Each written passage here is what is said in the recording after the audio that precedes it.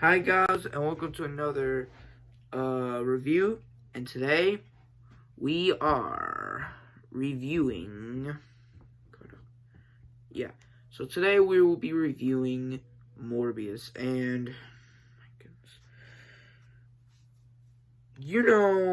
we've been having a lot of good comic book movies lately. You have No Way Home, Zack Snyder's Justice League,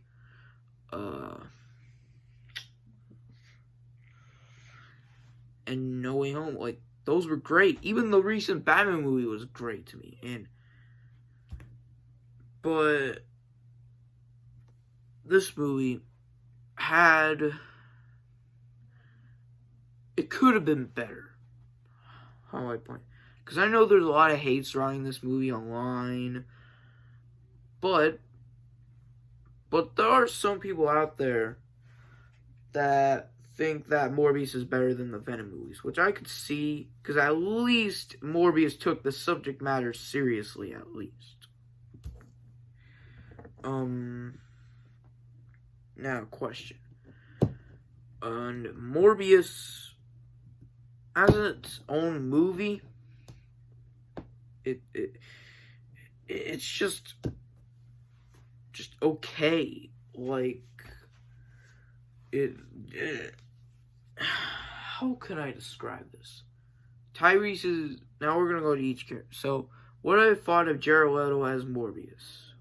Well, he did the best he could. Let's say that. Like, he wasn't bad, not terrible, but I did heard recent, since Jared Leto, has been one of those method actors. I've been hearing he probably took him like 45 minutes to get to the bathroom, which took scenes longer. I'm like, what? Just what? Then here's the crazy part. The crazy part. Now, I know he played Joker in Suicide Squad, and that's why he's getting a lot of hate, probably because of his association with Suicide Squad, which, first off, don't blame the actor, okay? He's just there to do his job, okay? Okay? Just because he starred in a just not a good movie like Suicide Squad, you don't have to blame him. Blame the studio. Blame the writers. Okay? Like, I just hate when people just, every time when they see a bad movie, and they automatically blame the actor. Again, they're just there to do their job. Okay? Blame the studio and the writers. Okay? Have a talk with them. So, again, now Matt Smith is at least probably one of the most entertaining people in this movie. Like, he's pretty funny, I would say. Tyrese Gibson was just there. And since Tyrese Gibson apparently was going to have more screen time and have more scenes with Morbius, but obviously everything was cut. And because of that, and honestly, they just might as well have just cut him out of the movie. Honestly. They might as well have just completely removed him, man. That's how small of a role he is. That they just might as well have just completely cut him out of the movie, dude. And then, because I'm just so tired of Jared Leto constantly being messed over by all of these studios. He was messed over by DC and Marvel. It's like this guy literally just has bad luck when it comes to, comic book movies, unfortunately. So, with that being said, on a scale of 1 to 10, I would just overall give this movie like a 5 or a 6 out of 10. Yeah, this is probably the first, not the first, but the first disappointment. Like, I didn't hate it, but I didn't like it either. Like, literally I'm in the middle, where I just thought it was just okay. Like, I didn't hate it, I didn't like it, it was just meh. Like, it, and Morbius' Lemon just no connection. Not really all that much connection. The characters, literally, the Spider-Man connections. I know that Marvel or the MCU loves to, mess with the audience with their trailers, but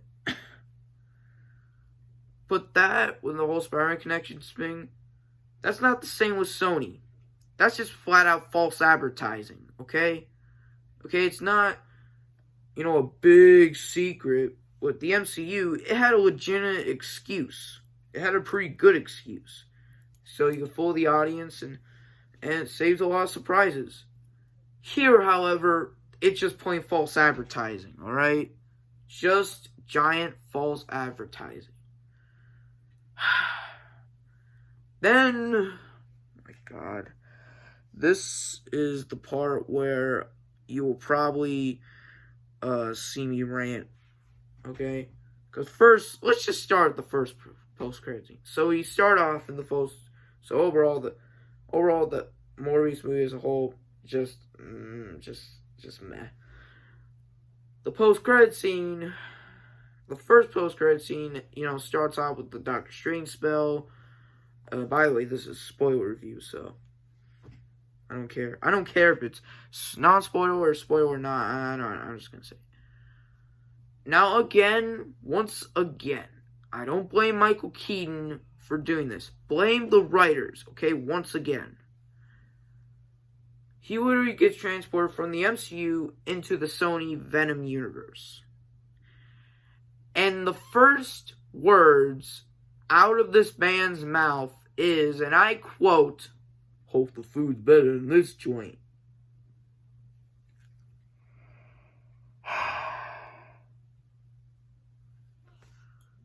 I don't have to tell you how corny that line is. Like, it's just how he delivered it. Oh god, that line, man, that was so just not good at all.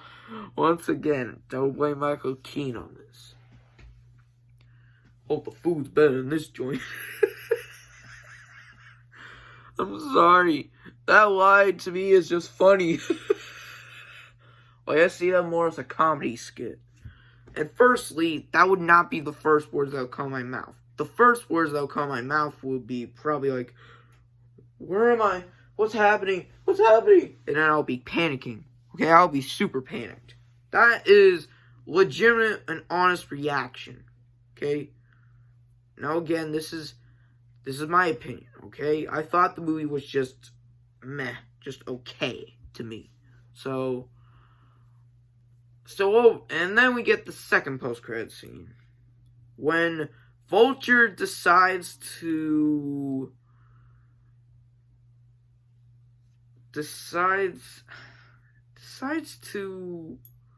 for some reason get Morbius of all people to make a team.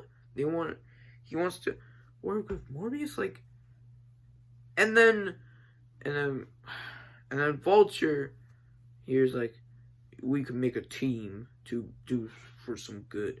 And then Morbius replies with, "Intriguing." I feel like the writer of this movie is a 6-year-old. Okay? Even a 6-year-old. Even I could make better dialogue than that, alright? I would make much better dialogue than this. Okay? Much better dialogue than that. And this is like the lamest excuse to create a Sinister Six. Now, I know it's just a cutscene or an end credit scene, but still, that is still not a good setup. Literally, they could have... This is literally the second multiversal Sinister Six that has no relation to Tom Holland's Spider-Man. And don't get me started with the print money thing. That scene made no sense. Well, how can you turn print money into a chemist lab? They're not the same materials. That's like saying if I grabbed a Game Boy or grabbed a Nintendo Switch and then turned it into a PS5 or an iPhone. That does not make no sense whatsoever. Oh, God. I'm sorry, those post-credit scenes when I first saw them, I was flat out confused, dude. Like, when I first saw them in the theater, which, by the recording of this video, it would be a couple of days ago. It's almost a week ago, but, they just confused me. Like, my reaction, I was flat out confused of what I just witnessed. And so overall, Morbius gets on a scale of 1 to 10. I will I will give it an overall 5 out of 10. The definition of okay. So, and one more thing. Obviously, I'm not impressed. Like, so far, the universe that Sony is setting up has not impressed me so far. The Venom movies, I had a lot of fun with, right? Morbius, at least the Venom movies were fun, though. But they were, again, this whole entire universe that Sony's setting up is just simply not working out. Okay? Sony, don't turn the villains into anti-heroes. Turn them into full-on villains, okay? Turn them from this good guy into the bad guy. I don't understand. Is it really that hard? Is it really that hard? Sony? Huh? Yeah. I want to see all the deleted scenes from Morbius. Get a director's cut of Morbius. Because the theatrical cut did not impress me. So yeah, that's my overall thoughts and review on this movie. And I know this video is pretty long, so by the way, guys, I want you to subscribe, okay? I don't see anybody subscribing. Please subscribe now. Because I want to make more content like this.